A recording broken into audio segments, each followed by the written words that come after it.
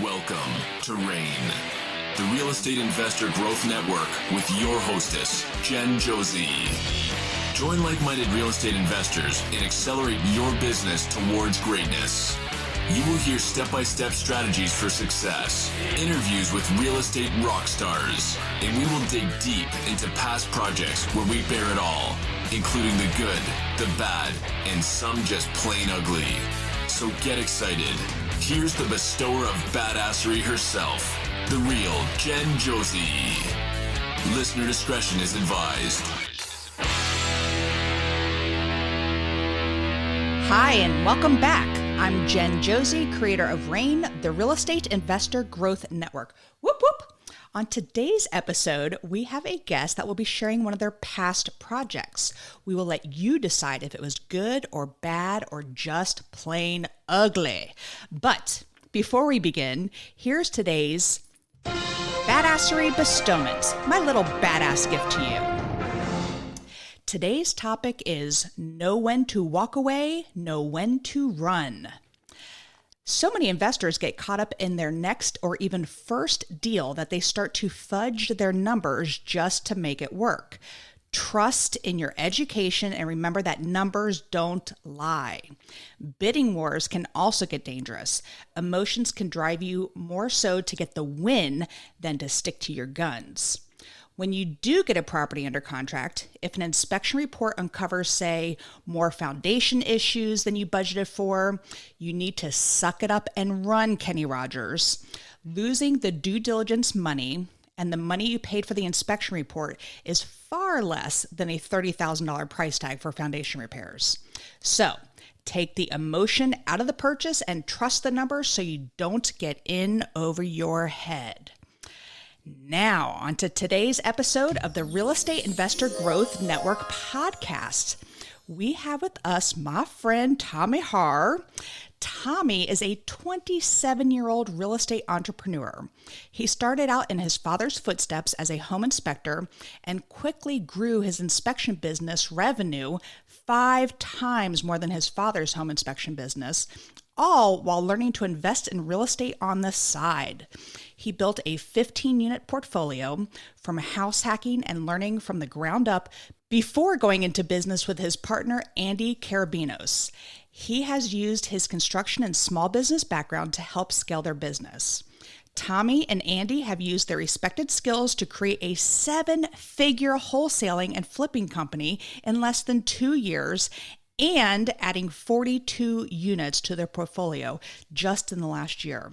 It is my pleasure to welcome to the show, Tommy Harr. Hey, how's it going? Thanks for having me. It is so early. I'm like twisting my words and I'll be editing so y'all can't hear it. But Tommy, so good to have you here. Where did I first meet you? Was it Jamaica? Or?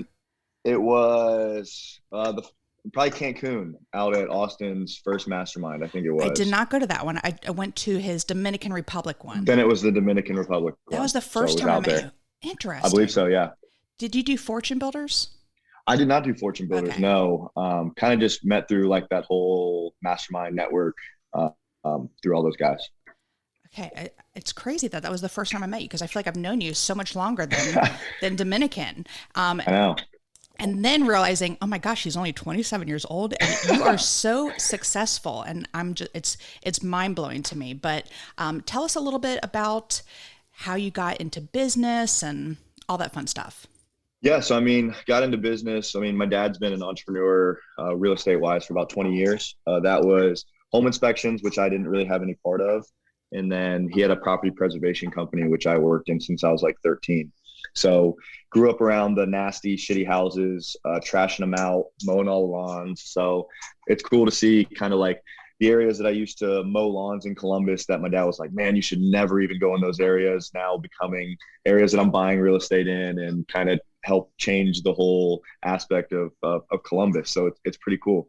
So got my start in that. And then kind of just after I graduated college, jumped into full-time with my dad. Didn't really know what home inspections were, didn't know anything about construction, but kind of just learned it as I call it, the apprenticeship model. Just followed him around and listened to him talk and learned from that.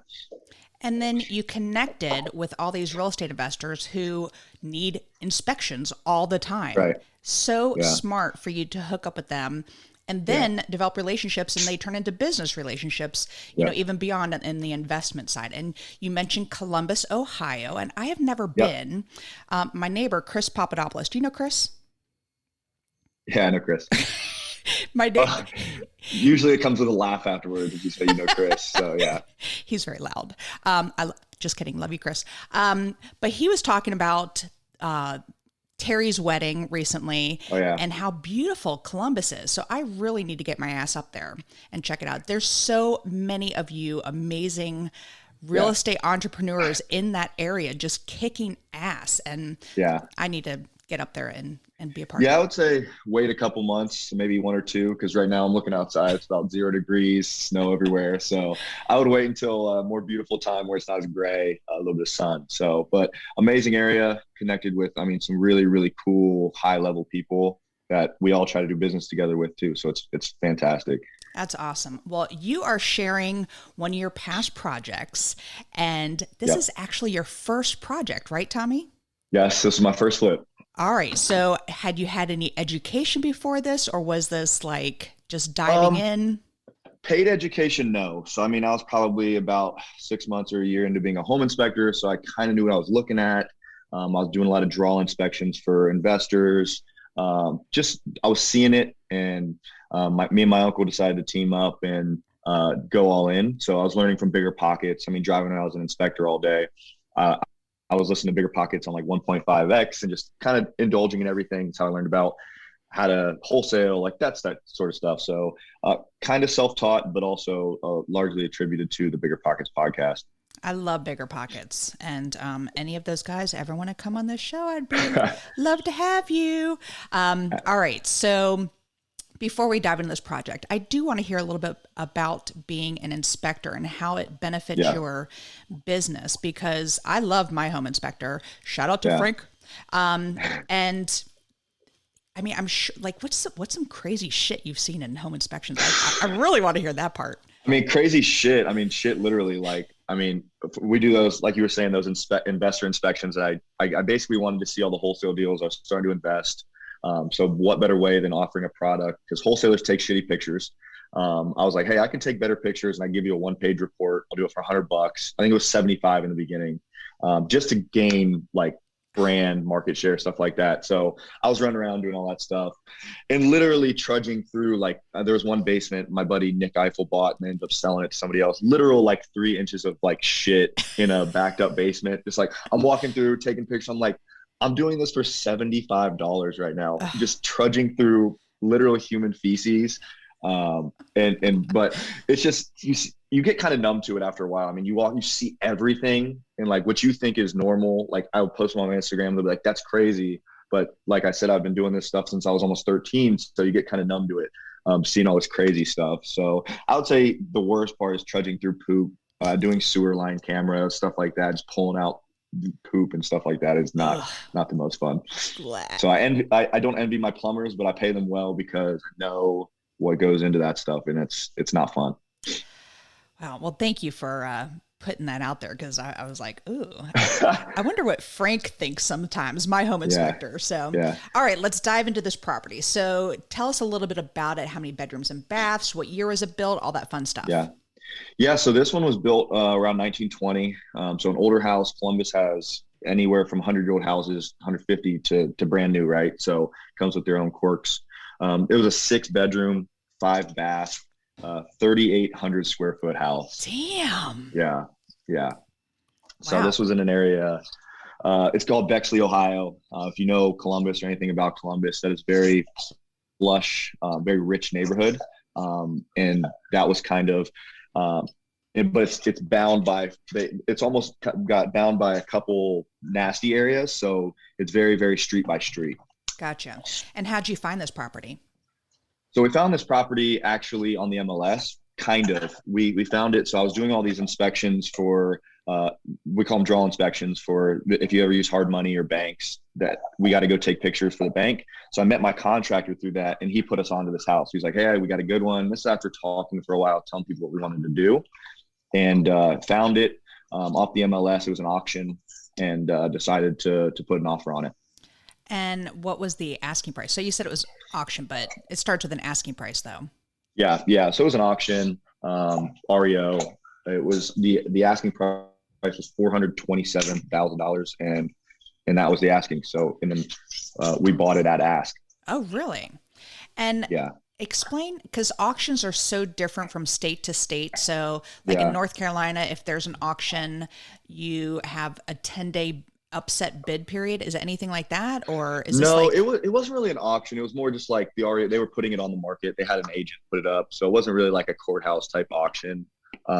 It was basically like anything put on the MLS, and it had to go to the bank, obviously, and they had to accept the offer, but that was pretty much the process. It was pretty easy. And you said it was REO, which means real estate owned, which actually means bank owned. I don't know why they use Correct. REO, but makes no sense to me. But and they are not easy to negotiate with. So I can see why you paid full price. All right, awesome. Yeah. So what was your estimated ARV at time of purchase? So ARV was kind of tough, but we estimated, so it was right on a main road. It was a corner lot. So we're like, the lot's huge. Houses one block over, kind of more in the neighborhood. We're selling for in the 900s, 900,000, 850,000. So we're like, okay, we're going conservative, 800, 850,000. Got to sell for that, right? So we thought 850, but worst case scenario, 800. Okay, perfect. And what were your estimated repairs at time of purchase? So estimated repairs were around like 120. I say kind of because, I mean, that's one of the things. Our scope was a little loose. So we thought we were going to spend about 120 on the renovation. I mean, it's such a big house. It was mostly cosmetic, but I mean, you got 6 bedrooms, 5 bathrooms, bathroom renovations times 5. That's all. It adds up pretty quick, right? Yeah, so definitely. About 150,000 or less. Okay. And how did you finance this deal? So I partnered with my uncle on this. We were going to start our real estate company together. This was our first venture. So he had a sizable HELOC from his primary house, so home equity line of credit. So a little bit cheaper money. I think it was at like 6 to 7 to 8% maybe.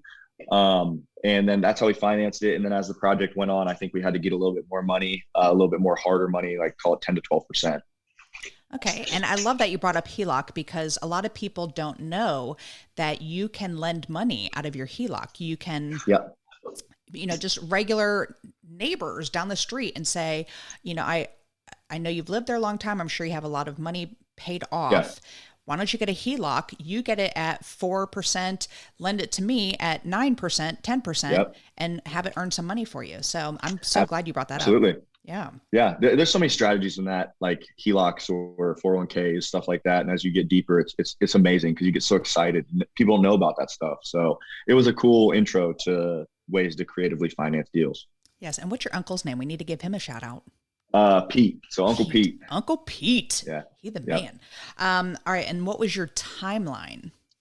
So we thought it was going to get done in about 6 months, 6 to 8 months. It was mostly cosmetic. Like I said, I mean, we weren't running anything really new, kind of existing. The house was almost 2 wings. So it was pretty cool. You had one side, and I actually lived in this house while we flipped it. Nobody really knows that. But yeah, I lived in it. I mean, I was fresh out of college, like a year out. I was ready to get out of my parents' house, and I was like, fuck, I'm going to go live in this house. So I lived one room by room, rarely had hot water, the whole gambit of just like college, basically living in college. I had a buddy come live with me for most of the time. 2 twin beds in the master. He had the corner, I had the other corner. It was ridiculous. I mean, looking back on it, I was like, man, what the fuck were we doing? But it was fun, great learning lessons. Had a lot of fun while we were doing it too. So that's house hacking, basically. Yeah, I guess you'd call it house hacking. Yeah. So did Uncle Pete wasn't getting paid. Did Uncle Pete know you were living there? Yeah. Okay. Yeah. So we just basically taped off a room. There's dust everywhere. There was like probably a 3-4 month window where I had to go down to the basement every day for showers. It was cold. We didn't even think about getting a shower rod. Like we were just standing in the corner, like freezing our ass off. It was just so ridiculous. This is amazing.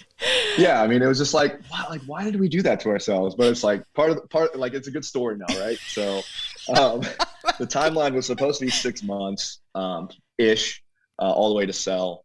But it definitely took a little bit longer than that. All right. So estimated budget is 150 or less, 6 months. So tell us how it all worked out.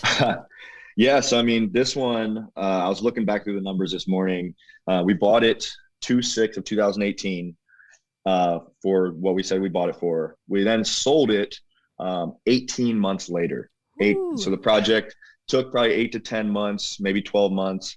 And then it sat on the market for another 6 months while we tried to sell it. So 18 months, a lot of long days cleaning up and just ripping stuff apart. I mean, I did like lower level stuff there. I was sanding down floors. There was crazy trees out front, ripping out the vines, sandblasting stuff, making gravel pits for the fire pit in the back, laid a patio, stuff like that. So stuff I would have easily gave up now, but a lot of sweat equity, we thought at the time. Gotcha. So 18 months.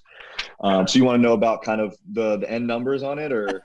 Well, I mean, like, did you have to hire a lot of people? Like what? I mean, it sounds like you did a lot of it yourself, but I mean. Kind of. So I had a general contractor. I say that I know you're not gonna show the video, but like I put my two fingers up, general contractor. He was not a general contractor. He's doing air quotes. Yeah, he was definitely doing most of the work himself, and he had a crew of like 2 guys. So I felt obligated, since he gave us the tip for the deal, that he was going to be my contractor.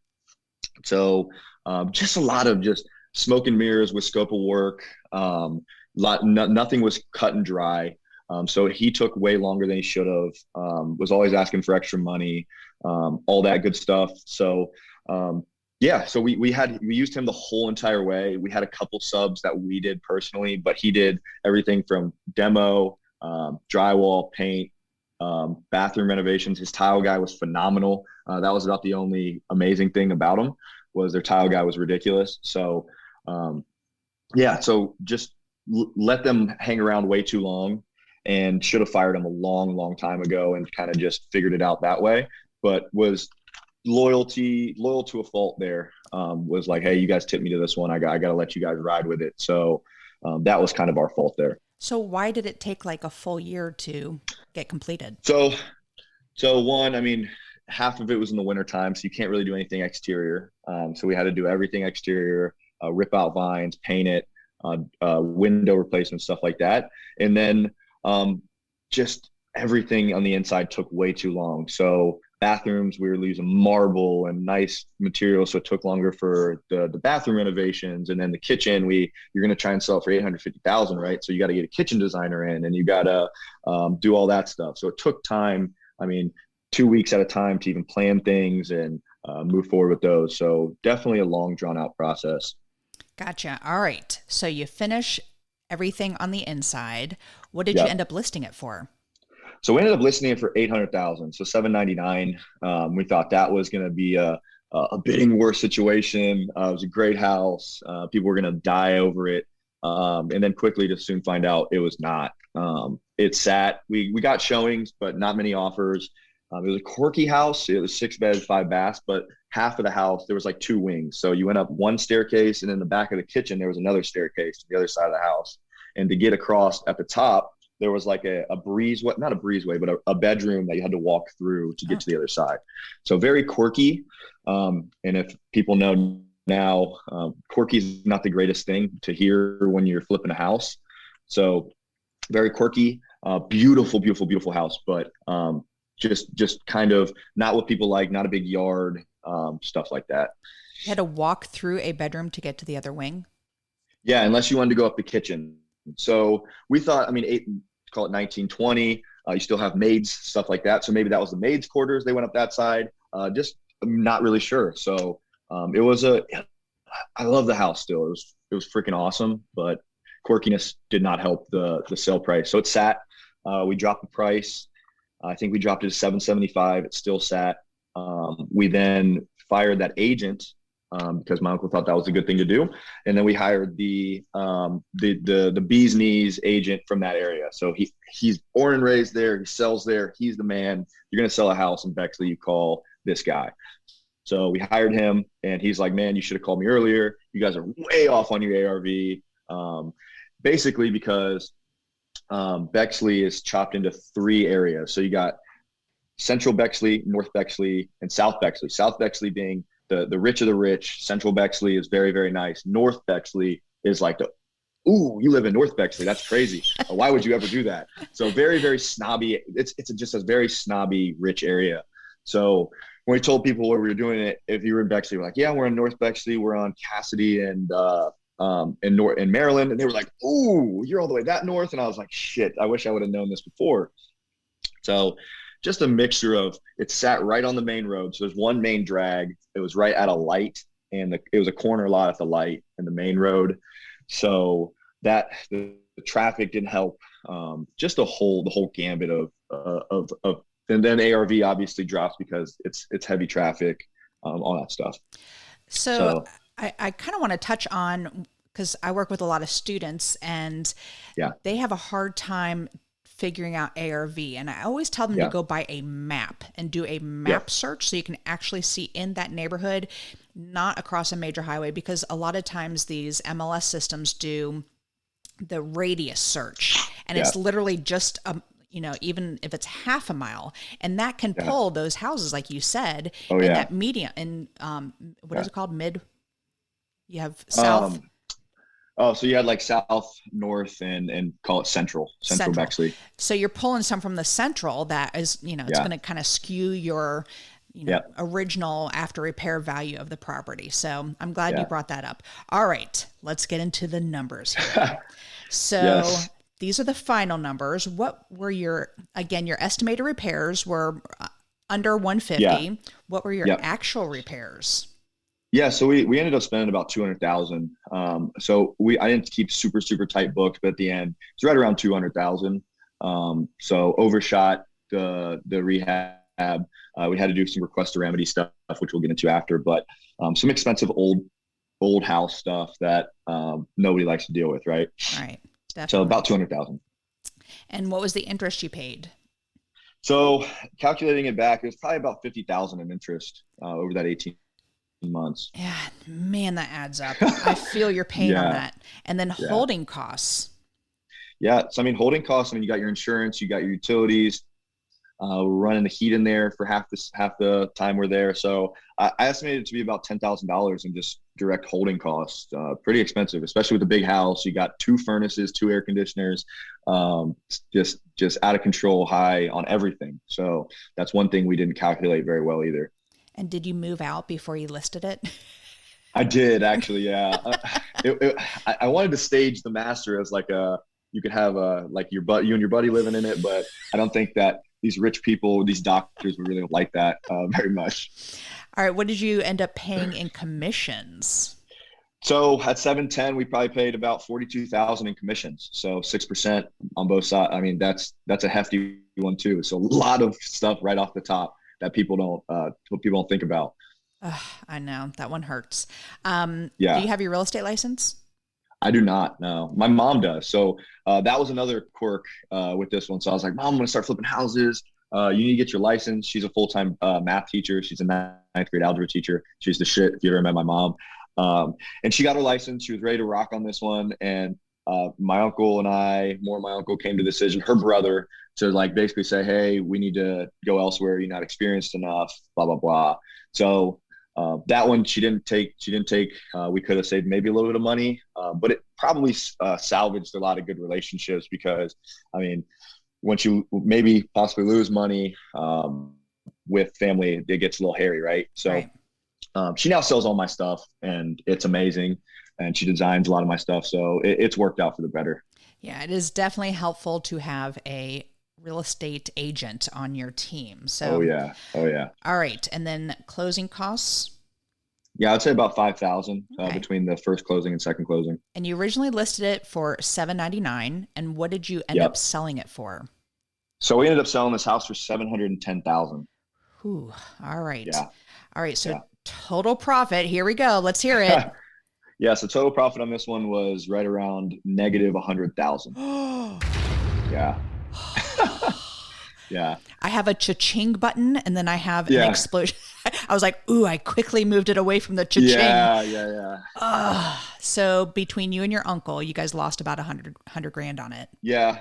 So I usually say, I was a broke fresh out of college kid. So it was a lot of his money, but a lot of my time, a lot of my efforts, a lot of that. So both sides, I mean, definitely lost pretty heavily. I definitely made a promise to him as I get bigger and do my stuff, I'm going to pay back my side. So call it 50 grand. So I'm going to shovel him some money here as time goes on. That's awesome. That's great that you do that.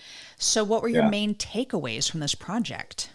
There were so many. And as I think back, so I mean, like I told you earlier, I've not really told this whole story in entirety. I've kind of told it in bits and pieces.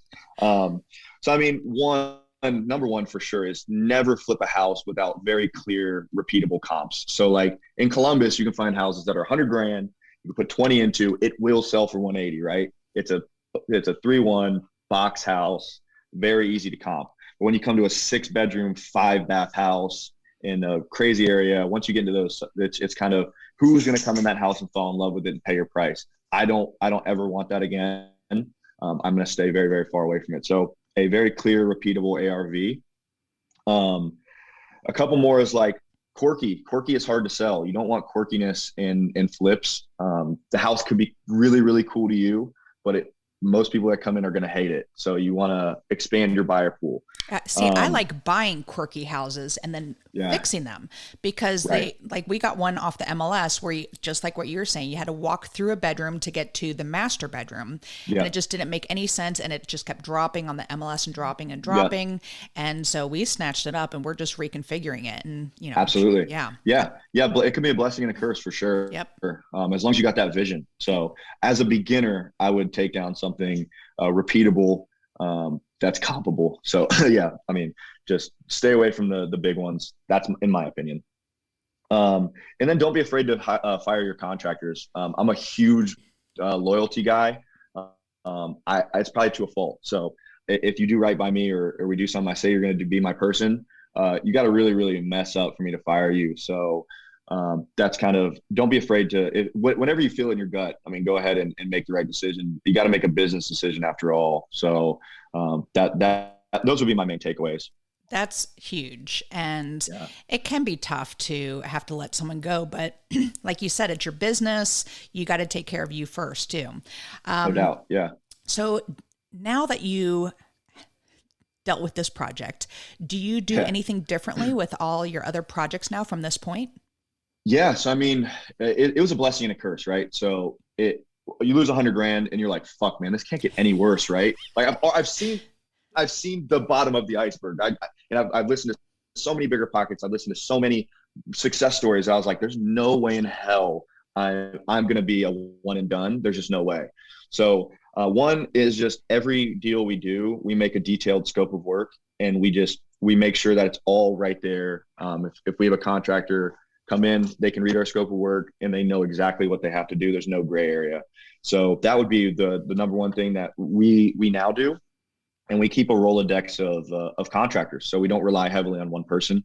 We're gonna do what's best for us and we're gonna make people bid. So, but we treat our people right and we use a lot of the same people over and over again. So treating your people right, doing right by them, and making your scope is super, super important. So you keep saying scope of work, and just for some of the listeners out there, in case they don't know what a scope of work is, what do you, and it's basically, line item by line item of what you need done to the property, but what do you include in yours to make it like super clear for your contractors? Yeah. So, I mean, we even sometimes get down to as clear as like SKUs for the tile we use or the paint color. So like right now we're doing a lot of rental stuff. So we're doing our process over and over and over again. So if you have a contractor that knows what we like, we won't be as super, super clear. But if it's a new person, we'll put the low SKU in for our 3x6 subway tile. We'll put our Sherwin-Williams Greek Villa paint color and the number right there on it. So they know they don't have to call me if they go to Lowe's. They know exactly what we want. So we want everything streamlined and processed.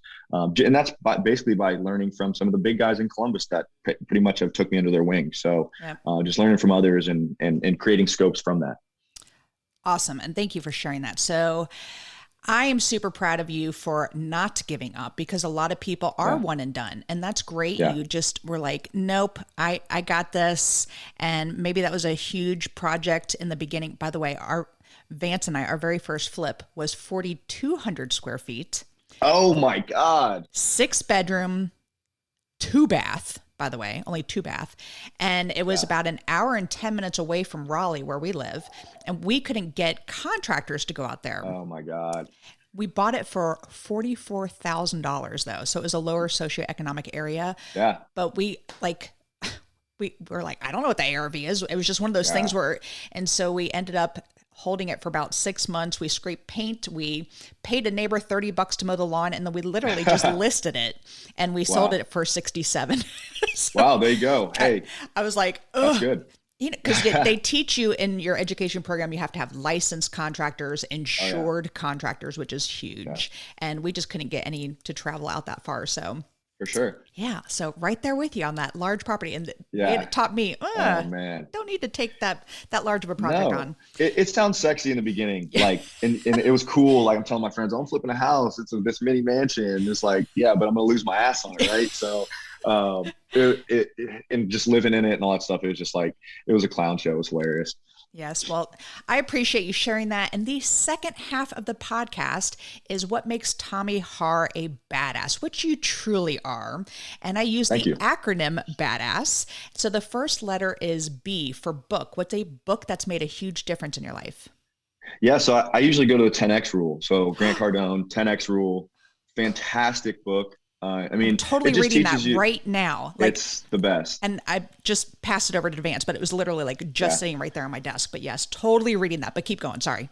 Yes, I mean, it's just a book to like expand your think bigger, right? So I come from a very middle class family. Nobody was a real estate investor. They flipped a few houses back in the day, but nobody did it at scale, and nobody thought bigger. So it's like we have this home inspection company. My mom's a teacher. We do well, but nobody's really kind of knocked it out of the park. And I've always been the one to say like, fuck it. Like I'm not going to be the same as everybody else. Like Grant Cardone said, man, like you got to think bigger, you got to do bigger, and you got to believe in yourself. Right. So you got to just go for it. 10 extra life. Yep. Love it. All right. The first A in badass is advice. What's the best piece of advice you've ever received? So I was thinking about that. And I put it on my Instagram, I think yesterday. My mentor, Austin Rutherford, who you guys know, and I'm sure a lot of your listeners know who he is. Great dude. If you listen to this, Austin, you're the man.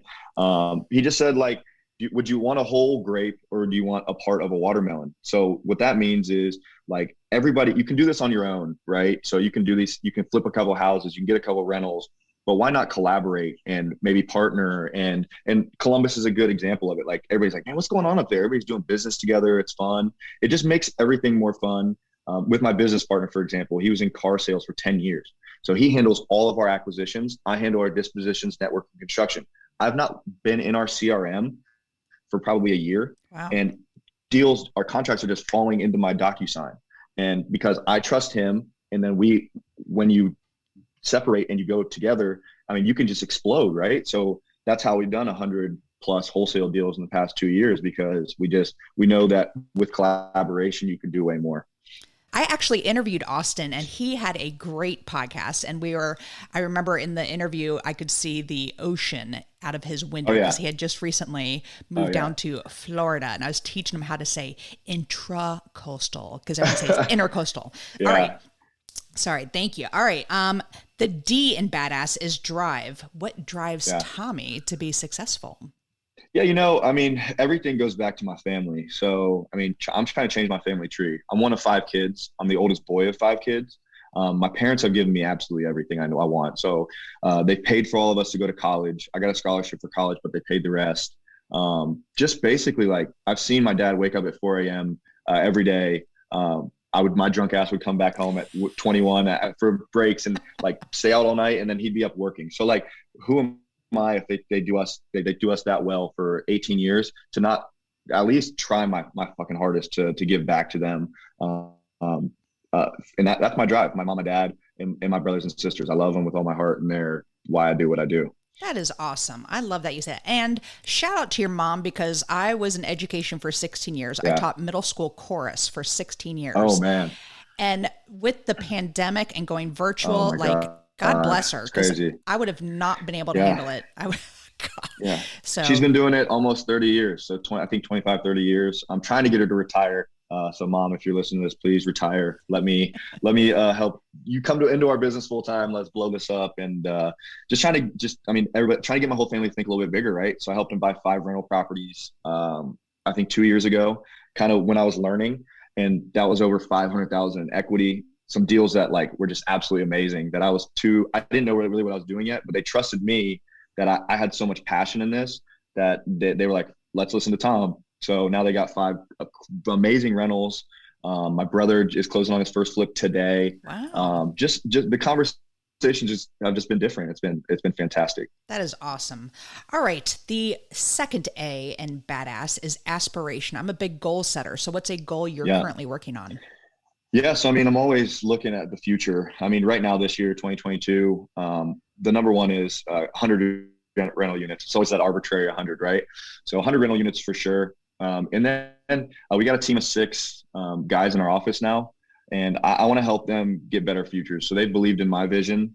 I want to help them with their vision. So whether that looks like them getting a couple rental properties or house hack, or maybe my main acquisition guy has been with us for a year. I want to help him get a flip, do that, learn, and just kind of get their feet out from under him, Love it. And actually, our goal is to get 101 doors this year because Brett Beeman, one of my best friends, his goal is to get 100 doors. And I'm like, I'm going to get 101. And I have it on my vision board right behind me. I don't know if you can see that. I see it. It looks awesome. Yeah. And we're 8 in already. And that's amazing. Yes. All right. The first S in badass is systems. What systems do you have in place to help you achieve success? Yeah. So, I mean, our systems, we have my partner is super smart in systems. So he's implementing a lot of systems, but it's also, you got to have people for the systems, right? So we have 3 branches of our company. One is the acquisition. So we got 2 acquisition guys, my business partner who oversees it. And then just recently hired Nick, shout out to Nick. He's a killer, property management. So I was doing all of it myself, probably 30 units with a VA. So he's now working full time. We're managing about 80 units now. Just basically like blowing that up and see what happens to it. So maybe that will be a business down the line, but systemizing everything there, making everything streamlined, and then project management. We got, I think, 20 projects out right now. So got a young kid, he's 18, Davion. He's going to be amazing here in a couple of years. He's just learning. So project management, he's learning from the ground up, and that's kind of my side, construction, finance, that stuff. So basically 3 sides of our business and running them all like that, but all commingling together at the same time. That is awesome. I feel like property management is so worth the money spent. Like I'd much rather give that money away and say, you manage it. So good for you for running it yourself. That's awesome. Yeah. So, I mean, Terry Summers is one, Terry, obviously. Yes. So Terry, one of my very good friends now, consider him a mentor as well. He always just told me, man, manage your own shit. So I took that to heart and kind of just learned from him. So his mistakes, my mistakes, and moving forward. Wow. Well, again, I'll still pay you to do it. I'm not doing it. I don't want to deal with that. All right. The final S in badass is success. What does success mean to Tommy Harr? So success means to me, I mean, growing up, like I said, very, very middle class. But there's always those, hey, can we do this? And it's like, oh, we don't have the money. We don't have the money, even though maybe we did. So changing that mindset of like, hey, I never want to have to worry about money ever. So if we take that out of the equation, what's next, right? So a lot of people never get past that first step of not worrying about money. So not worrying about the money. And then, I mean, retire my parents. Once I retire my parents, that is going to be like, I made it, right? That's success to me. I love it. And you are so awesome. And again, I can't believe you're only 27 years old because you just exude success. I've seen you at some conferences and, I had some couple cocktails with you, poolside on some, and you're just a great guy. And thanks for talking to old lady Jen here because, God, 27 years old. Holy shit. All right. So Tommy, you are awesome. How would people find you, say, on social media? Yep. Yeah, so right now I'm starting to push Instagram a little more, Tommy Harr, HARR05. You're going to start posting like a lot of the blue collar stuff. So what people don't tell you about flips, construction stuff, really the behind the scenes stuff that really kind of is the building block to success, right? So a lot of gurus won't tell you what it takes, the construction pieces. So really kind of starting to push that here very, very recently. Good for you. Well, I appreciate you being here. I'd love to have you on again and hear about another project, maybe one that you profited $100K. That would be great to hear about. Yeah, that would be sick. So that is all. Thank you for listening, and we will catch you on the next episode. Now go out there and share your badassery. And don't forget, make it a great day. Take care. Bye-bye. Whoop, whoop. Thank you for listening to RAIN, the Real Estate Investor Growth Network. Be sure to subscribe on your favorite podcasting platform so you never miss an episode. If you need more badassery, you can follow Jen Josie by visiting therealjenjosie.com or become a member of RAIN by registering on rainmastermind.com.